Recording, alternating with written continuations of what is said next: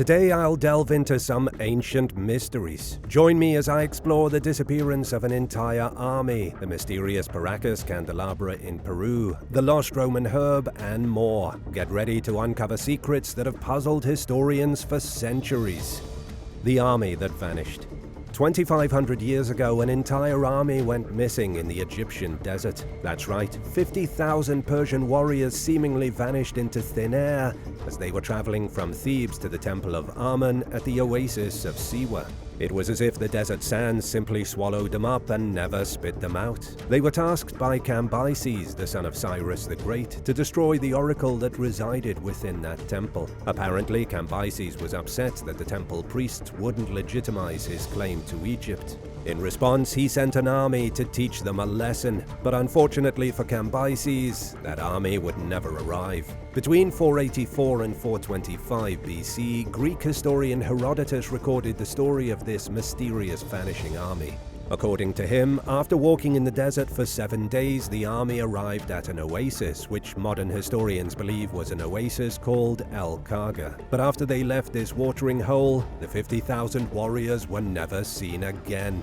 Herodotus proposed that the warriors were buried by a devastating sandstorm in 525 BC. His account claims that a strong and deadly wind arose from the south, and this wind brought with it vast columns of whirling sand, which covered up the troops, causing them to disappear completely.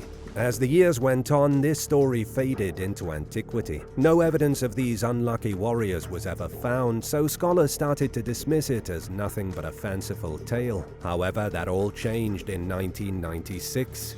That's when twin brothers Alfredo and Angelo Castiglione found some striking evidence that suggested the story was more than mere myth. The brothers, who were both Italian archaeologists, were on an expedition to investigate the presence of meteorites made of iron near a small oasis called Barin, located near the larger oasis of Siwa. As they were working in the area, their team noticed what appeared to be human remains and half-buried pots sticking out of the sand. And not long after that, the brothers saw something something that could have once been a natural shelter.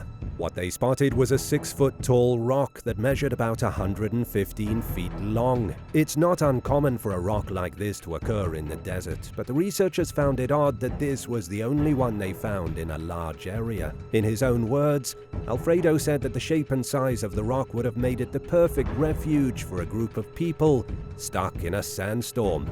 So could this have been the exact spot where the Persian army disappeared? Given the amount of ancient relics that were found near this rock, it's extremely likely. Archaeologists discovered several arrow tips, a bronze dagger, an earring, a silver bracelet, and small spheres which they believe once belonged to a necklace. The earring was dated back to the Achaemenid period, or the 5th century BC, right around the time this army supposedly went missing.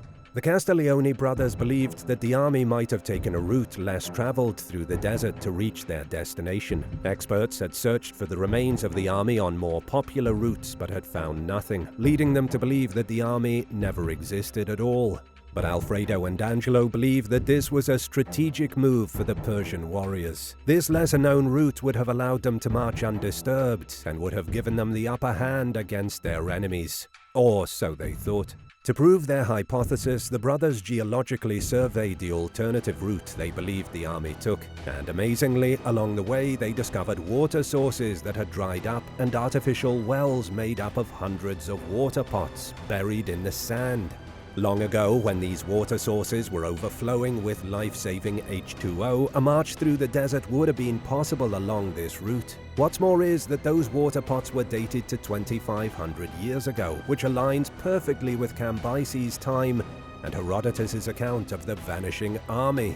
On their last expedition in 2002, the Castiglione brothers decided to investigate stories from locals. These tales spoke of thousands of white bones that emerged from the desert sands decades ago. And lo and behold, not far from where they found other ancient relics, they discovered a mass grave made up of skulls and bleached bones. Among the bones, a horse bit and several Persian arrowheads were discovered. The brothers believe that the entire army is likely buried somewhere near the area they surveyed, maybe under as much as 16 feet of sand. But whether archaeologists will take the time to excavate this area has yet to be seen. So for now, that missing army will remain missing. Ancient nuclear event. Did a nuclear war take place in the ancient past? This is a question that researchers have been pondering for years. Why? Because there seems to be evidence of such an event in places like India and Pakistan. In Rajasthan, India, there's a layer of radioactive ash that covers a 3-square-mile area. For quite a while, the locals have known that there is an extremely high rate of cancer and birth defects for those living in and around the city. In fact, the radiation levels there were so off the charts that the Indian government has since cordoned off the area. A construction site where a housing development was going up was of particular interest to scientists. That's where archaeologists unearthed a mysterious ancient city where evidence of an atomic blast was discovered. Some 8,000 to 12,000 years ago, the buildings here were destroyed, and along with them around 500,000 people. One researcher has even suggested that the nuclear bomb used during ancient times was roughly the same size as the ones that were dropped in 1945 in Japan. And things get even more interesting when you find out that the Mahabharata, an ancient Indian epic, clearly describes a devastating blast that quite literally rocked the entire continent. A line from the Mahabharata details a projectile charged with all the power of the universe. Now that's a lot of power. The story also depicts the aftermath of the explosion, illustrating a column of smoke which sounds awfully similar to a mushroom cloud, don't you think? The epic says that the ancient blast was so deadly that it reduced an entire race to ashes. The deceased were scorched beyond recognition, and those who survived the initial explosion didn't exactly escape suffering.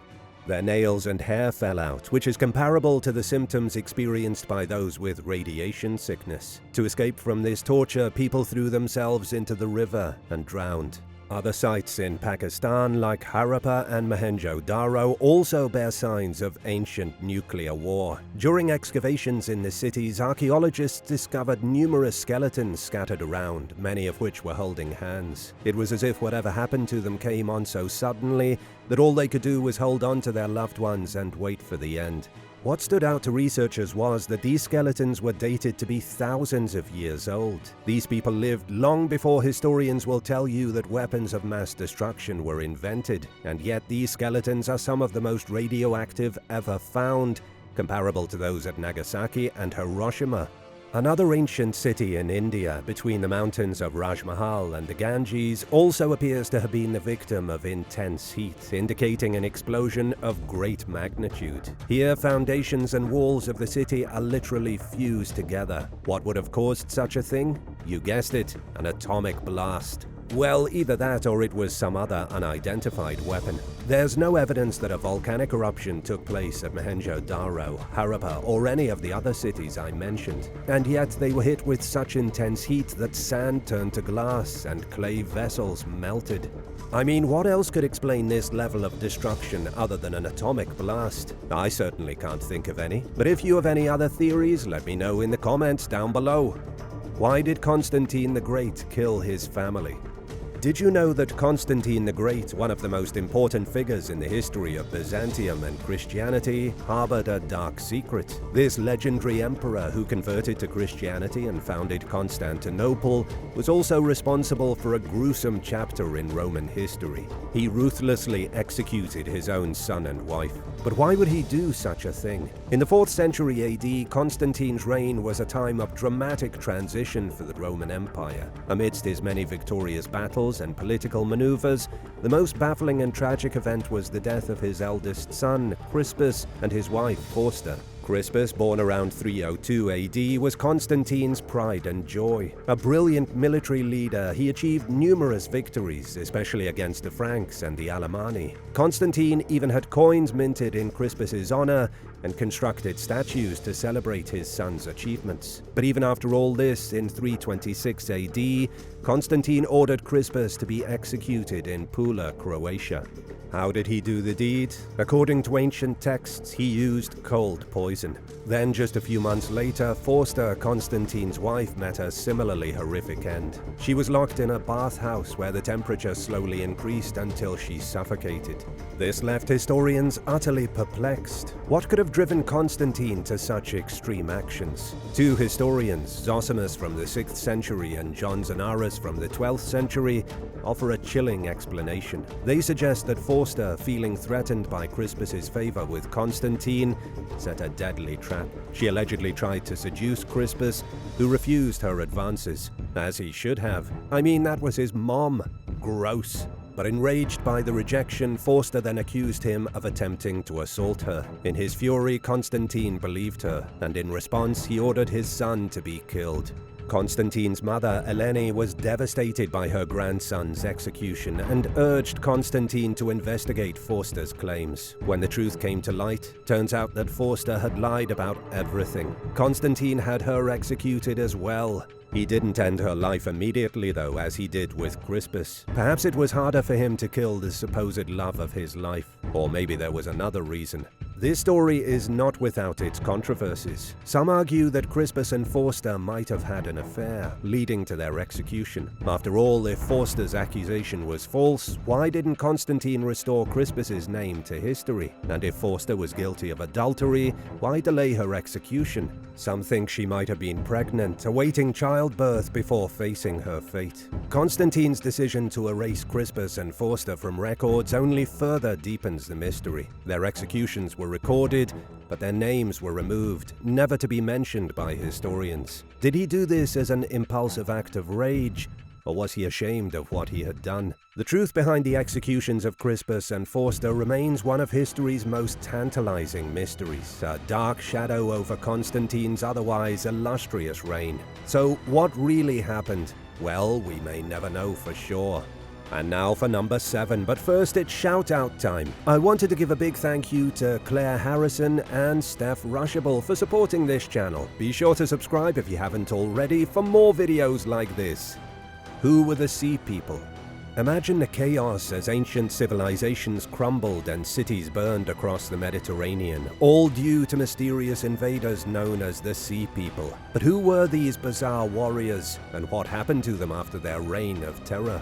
The story of the Sea People begins around the 13th century BC, when Egyptian texts started mentioning raiders from the sea. These seafarers attacked coastal towns and cities from the Hittites to the Levant and even Egypt itself. From 1276 to 1178 BC, they were a constant threat, contributing to the massive collapse of the Late Bronze Age. But despite their fearsome reputation, very little is known about them. So who the heck were these Sea People? Their origins, unfortunately, are still a mystery. Ancient texts only describe them as coming from the sea or islands, without specifying which ones. The term Sea Peoples wasn't even used in ancient times. It was coined by French Egyptologists in the 19th century. So what did the ancient Egyptians actually say about these invaders? Pharaohs like Ramesses II, Merneptah, and Ramesses III had direct encounters with the Sea People. Ramesses II, also known as Ramesses the Great, ruled from 1279 to 1213 BC. He fought them during his conflict with the Hittites. He described ambushing the Sea People at the mouth of the Nile and defeating them, giving the impression that they were no longer a threat. But was that really the end of their story? Not quite. Ramesses II's son, Merneptah, faced them again during his reign. In 1209 BC, he recorded an alliance of the Sea People and Libyans attacking the Nile Delta. He mentioned them coming from the north and listed territories like Teresh, Ekwesh, Lucca, and Shurden. Where were these places? Well, that's just part of the mystery. Ramesses III also encountered the Sea People during his rule. In 1180 BC, they had already caused the downfall of the Hittites and attacked an Egyptian trading post at Kadesh. And despite defeating them, the trading post was destroyed. Then in 1178 BC, the Sea People attacked Egypt itself, leading to a decisive battle near the city of Zeus. Ramesses III defeated them, according to ancient records. Then they simply vanished from history. So what happened to them after that? Well, that's a question nobody can seem to agree on. Theories abound. Some believe that the Sea People were assimilated into other societies. Others, however, think they might have returned to where they came from, maybe regions like the Aegean, Western Asia Minor, or to the Mediterranean islands. Possible identities for the Sea People include the Philistines, Etruscans, and Minoans, but no conclusive evidence has ever been found. This means that researchers might be left scratching their heads for the rest of time, never solving the mystery. The Sea People's disappearance is as mysterious as their arrival. They left behind a legacy of destruction and unanswered questions. So until some evidence or clue is found to identify these seafaring warriors, their story remains one of history's great puzzles. Prehistoric Carnage. In 2012, archaeologists uncovered a chilling scene in Nataruk, Kenya, near Lake Turkana. The remains of 27 hunter-gatherers dated to between 9,500 and 10,500 years ago revealed evidence of brutal violence. So what happened to these ancient people? And what does this site tell us about the earliest forms of human conflict? Many of the skeletons found had severe injuries. Skulls were crushed, limbs were bound and broken, obsidian spear tips were lodged in some bones. This violent end suggested an organized attack, making Nataruk the earliest known site of human warfare. But why were these people attacked so viciously? Interestingly, this site differs from other ancient conflict sites like Jebel Sahaba in Sudan, which is about 13,000 years old. However, Jebel Sahaba's remains were found in a cemetery, suggesting deaths over many years. In contrast, Nataruk shows evidence of a single catastrophic event. What drove these ancient conflicts? Researchers believe that even nomadic hunter-gatherers fought fiercely over resources. Nataruk back then was a fertile area with water and food, making it a valuable spot. So did another group covet these resources and attack in order to claim them? It certainly looks that way. This discovery challenges the idea that large-scale violence only began with settled agricultural societies. Some theories, like the noble savage idea, propose that early humans were peaceful until civilization corrupted them. But findings at Nataruk suggest otherwise. Does this mean that humans have always been prone to violence? Maybe. Some experts, like Professor Robert Foley, argue that our capacity for violence is tied to our ability to cooperate and form strong social groups. Turns out our sense of teamwork and community might also fuel rivalry and conflict. The Nataruk site gives us a glimpse into a dark aspect of human history. It shows that even early humans could engage in organized violence, driven by the need to secure resources. This challenges our understanding of human nature and hints that conflict might be deeply rooted in our evolutionary past. So what exactly does this all mean? Nataruk's findings suggest that the seeds of warfare were planted long before the rise of agriculture and complex societies. It raises questions about human nature. Are we naturally inclined toward conflict? And if so, can understanding our past help us build a more peaceful future? The secrets of the pyramid architects. In a mind-blowing podcast appearance, controversial UFO enthusiast Billy Carson made some jaw-dropping claims about the Great Pyramid of Giza. He believes it wasn't just a tomb, but a multifunctional stone computer, a wireless power plant, and a communications device. He claims that the pyramid was built by an advanced alien race whose technology is only now being rediscovered. What do you think? Is there any truth to these claims? Listen to this and tell me what you think in the comments down below. Carson, a Harvard and MIT graduate, appeared on the Sean Ryan Show on YouTube, where he shared his theories, not all of which had to do with the pyramids. One of his boldest claims was that there is evidence of an ancient nuclear war buried beneath the sands of Egypt. He mentioned that when you dig in the sand, you find balls of glass which require extremely high temperatures to form. Carson attributes this to ancient weapons fire, not natural causes. Wait, didn't we just go over something like that? Carson disputes the widely accepted theory that the pyramids were tombs. Instead, he argues that they were intended as power plants. He pointed out that the dimensions of the supposed sarcophagus in the Great Pyramid are the same size as those of the Ark of the Covenant. According to Carson, this suggests that they were both power-generating devices. He says that the Ark has been replicated in experiments at universities, and they generated so much power that the experiments had to be shut down. Unfortunately, though, he doesn't specify what universities were conducting these tests. And that's not all. Carson theorized that the pyramids were also used for communication between alien races and ancient humans. He mentioned that the Great Pyramid has giant shafts aligned with specific star systems like Orion and Arcturus. He believes these shafts were used to transmit information on the hydrogen frequency, the most abundant frequency in the universe, to these other star systems. How insane is that? But is what he's saying true? Through his company, First Class Space Agency, Carson claims to have access to top-secret NASA technology that is 300 years in advance of what we see today. He alleges that this alien technology, which runs on free energy, is being kept secret by powerful entities in the US corporate scene. What's more is that Carson claims that the US military is developing advanced weaponry, including automation that can transfer a human's mind into a robot or another human. He said DARPA, or Defense Advanced Research Projects Agency, a US research facility, is at the forefront of these creations. And guess what? They're not coming up with these ideas themselves. They're basing their designs on older designs created by ancient people. Allegedly, of course. Carson's wild theories also involve the amazing emerald tablets, ancient relics that are said to be inscribed with the secrets of the universe. He claims that these tablets predicted many technological advances, like transferring a monkey's consciousness into a computer, which he says was done by scientists sometime around 2010. Carson even mentioned DARPA's Avatar project, where a soldier's consciousness is transferred into a field robot, making the soldier nearly invincible. That's right, the tech you see in movies like Avatar is supposedly taking place right now. So is all of this true? Or is it just the stuff of science fiction?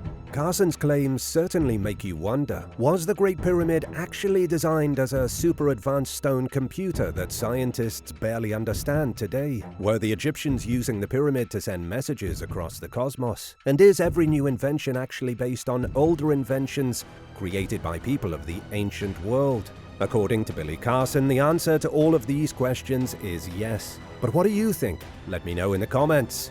The Lost Roman Mystery Herb. During ancient times, there was a herb that was so valuable that Julius Caesar himself kept a stash of it in his treasury. It was a herb that was worth its weight in gold, yet today it has vanished without a trace. This is the tale of Silphium, an ancient wonder from the city of Cyrene, which is now modern-day Libya. Silphium didn't look like much. With stout roots, stumpy leaves, and tiny yellow flowers, it hardly seemed special. But according to legends, its sap was so delicious and useful that it became a coveted treasure. People roasted its stalks, dipped its roots in vinegar, preserved food with it, and even made perfume from its flowers. The sap, known as laser, was a culinary delight, gracing dishes from brains to braised flamingo.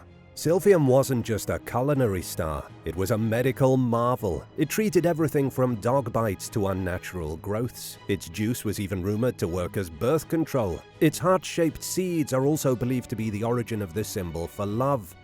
The Romans adored it, and poets and scholars sang its praises. So what happened to this miraculous plant? Sadly, the Romans and Greeks tried to cultivate Silphium but failed. The plant only grew in a small region of Cyrenaica, about 125 miles long and 35 miles wide. Collecting it from the wild, despite strict harvesting rules, led to overexploitation. Smugglers and unscrupulous traders who were eager to make a profit contributed to its decline. Silphium-fed sheep were a delicacy, making the herb even more sought after. So over time, Silphium stocks dwindled, and between 54 and 68 AD, Pliny the Elder reported that only one stalk remained, which was eventually sent to Emperor Nero. Now I know what you're thinking. Why couldn't Silphium just be farmed? Well, some plants, like the poppy, need specific conditions to grow. Silphium might have required certain soil chemistry or light conditions, only found in its native region. Another theory suggests that it was a hybrid plant growing from roots rather than seeds, making it impossible to cultivate elsewhere. Some believe Silphium might survive as a wild Mediterranean weed, yet with no definitive description and only ancient texts and coins to guide us, finding it remains a mystery. Two similar plants, giant Tangier fennel and giant fennel, still grow in Libya. So could one of these be the legendary Silphium? Just like the mystery of how many licks does it take to get to the center of a Tootsie Pop, the world may never know. What destroyed Tal Al Hamam? A thriving ancient city with a population of around 8,000 people was suddenly wiped off the map. But what could have caused such a massive destruction? Until recently, nobody had a clue. However, scientists now believe that a cosmic airburst similar to a comet or meteor explosion was responsible for the sudden end of the Bronze Age city. Tal Al Hamam is located in the southern Jordan Valley, and it was destroyed about 3,600 years ago. This cosmic event is estimated to have been 5,000 times more powerful than the Hiroshima atomic bomb. Whatever it was that happened left the area unfit for agriculture for centuries. Some even suggest that this site could be the biblical city of Sodom. Gunther Kletechka from the University of Alaska Fairbanks, along with 20 other researchers, found compelling evidence of this catastrophic event. They found pottery shards with melted surfaces and mud brick fragments with bubbles indicating that they were boiled. They even found partially melted building materials, which suggests that the city experienced temperatures far beyond anything humans could produce at the time. Kletechka's work involved analyzing the magnetism in molten pottery and rock samples from the site. But why is this important? Well, by ruling out lightning strikes, the team confirmed that the high temperatures were not from a storm. Instead, they determined that the temperatures resulted from a cosmic impact. Additionally, they found shocked quartz, which is a telltale sign of high-speed, high-pressure shock waves that are typically produced by such cosmic events. Interestingly, very few human bones were discovered at the site. The researchers believe that the extreme blast wave from the airburst tore bodies apart and shattered bones into tiny fragments, charring or disintegrating any exposed remains. The people were likely going about their daily lives when disaster struck, turning Tal Al Hamam's mud brick structures, including the city's palace, to dust.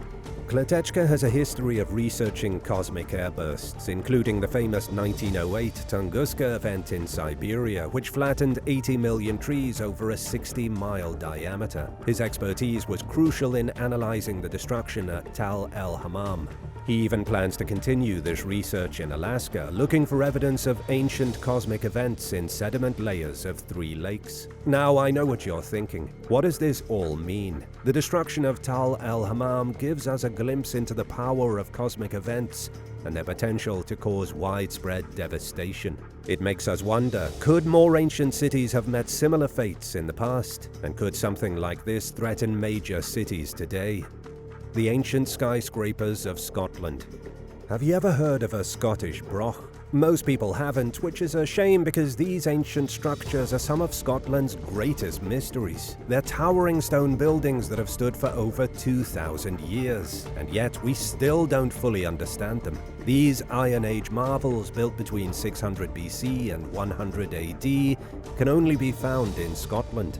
They are huge windowless towers made from carefully placed stones, rising several stories high. They dominated the landscape, but their true purpose? Nobody knows for sure. Some people believe that they were used as fortresses, protecting people from Roman slave ships. But others think they were grand status symbols, flaunting the power and prestige of their owners. Brochs are mainly located in the northern Scottish Highlands and on islands like Orkney and Shetland. One of the most fascinating features of these structures is their double-lined walls with spiral staircases winding between the inner and outer layers. They likely had wooden roofs and central doors, although these features have long since disappeared. The brochs first appeared over 2,500 years ago, marking the transition from the Bronze Age to the Iron Age in Britain. These impressive buildings were used until around 1000 AD. Their towering shapes are sometimes described as resembling cooling towers, heat removal devices that use water to transfer heat into the atmosphere by evaporation and other methods. And you have to admit, they do look almost identical. Could the purpose of these brochs have been similar? Who knows? Today, only one broch remains relatively intact, the broch of Musa on the tiny, uninhabited island of Musa in the Shetland Islands. Accessible by boat from Sandwich, it stands on a flat rock surface near the shore overlooking Musa Sound. This broch is not only the tallest still standing, but it's also one of the best preserved prehistoric buildings in Europe. Despite its impressive height of 44 feet, the Musa broch has one of the smallest diameters of any broch ever created. Why has the Musa Broch stood the test of time? Well, its thick walls and remote location have played a significant role in its preservation. With only a single entrance at ground level, the Broch's entrance passage stretches 16 feet long. It leads into a space that has intrigued historians and archaeologists alike. So what were these mysterious ancient skyscrapers truly for? Were they defensive refuges or symbols of power? The answer here isn't clear. But what do you think? Let me know in the comments. The Paracas Candelabra. There's a massive prehistoric geoglyph on the Paracas Peninsula in Peru that has had researchers puzzled for years. It's one of the most ancient mysteries hidden in plain sight, known as the Paracas Candelabra. It's estimated to date back to around 200 BC. The Paracas Candelabra, standing an impressive 595 to 800 feet tall, can be seen from up to 12 miles out at sea. Imagine sailing along the coast and spotting this enormous figure etched into the landscape. Created by carving 2 feet deep into the hardened soil and surrounded by rocks, this geoglyph's purpose remains unknown. Was it a divine symbol, an ancient seismograph, or a navigational tool for sailors? Nobody knows. The shape of the candelabra is as perplexing as its origin. Some say it resembles a cactus, while others see a 3-branched candlestick, hence the name candelabra. Starting with a single stem at the bottom, it splits into 3 branches, each further branching out. So could this design hold a hidden meaning? Researchers have various theories. Some conquistadors believed that the candelabra represented the Holy Trinity, seeing it as a divine sign to proceed with their quest. Local folklore explored by researcher Toni Morrison suggests that it was a signal for sailors. The Paracas coastline has been a maritime stopping point for centuries. Sailors with time to spare could have carved the candelabra as a landmark. Another fascinating theory proposes that the candelabra was a seismograph capable of registering seismic activity from across the globe. Peruvian writer Beltrán García speculated that its precise design could detect seismic shocks, although there's no solid evidence to confirm this. But those aren't the only theories researchers are debating. Some believe that the geoglyph may represent Jimson weed, a hallucinogenic plant. Ancient Paracas inhabitants might have traveled to what is now California to gather this plant, using the candelabra to find their way home after their psychedelic journeys. But what about mythology? Could the candelabra be a symbol of Viracocha, the great creator god in Inca mythology? According to legend, Viracocha brought light during times of darkness and created the sun, moon, and stars. So what do you think? Could the candelabra have been a guide to summon him in times of need? The true meaning of the Paracas Candelabra may never be known, but maybe that's okay. Perhaps its true purpose is simply to amaze and spark curiosity for those intrigued by its mysterious origins and massive size. Do you think that explanation would be enough to satisfy researchers? Thanks for watching. Which one of these ancient mysteries do you think experts are closest to solving? Let me know in the comments and don't forget to subscribe. See you next time. Bye.